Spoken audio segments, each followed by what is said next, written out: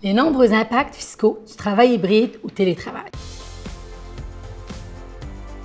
Avant la pandémie de COVID, les PME encourageaient très peu le télétravail. Pour la majorité de leurs dirigeants, ce mode de travail était bien loin de leurs préoccupations. Or, la réalité est tout autre aujourd'hui. La demande pour des modalités de travail flexibles de la part des employés est en forte hausse depuis le début de la crise.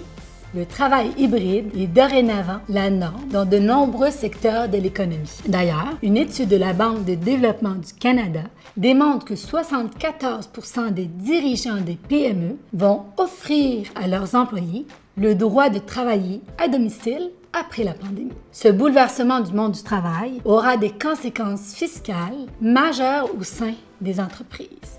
Voici donc quelques conseils. À titre d'employeur, il est important de considérer les impacts fiscaux en matière de retenue à la source par rapport au lieu du travail de l'employé lorsque celui-ci diffère du lieu du travail habituel. La province va continuer d'être celle du lieu de travail habituel. Cependant, si l'employé exerce son travail dans un pays étranger, certains impacts fiscaux, autant pour l'employé que pour l'employeur, doivent être analysés. Également, n'oubliez pas qu'une somme reçue d'un employeur pour rembourser une dépense considérée comme un avantage à l'employé. Elle doit donc être ajoutée au revenu d'emploi de ce dernier, sauf bien sûr si ces dépenses sont nécessaires pour l'accomplissement des tâches de l'employé. Également, au niveau de l'employeur, certains vont préférer verser une allocation directement à leurs employés en mode de télétravail, afin de couvrir bien évidemment les coûts additionnels engendrés par ceux-ci.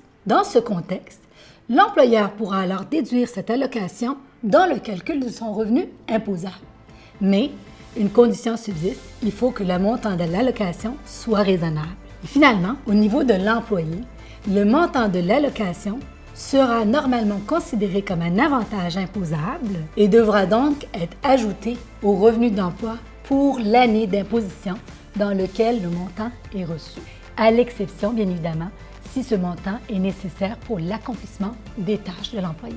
Comme vous pouvez le voir, les règles sont diverses et nombreuses. N'hésitez donc pas à demander l'aide d'un CPA pour y voir plus clair.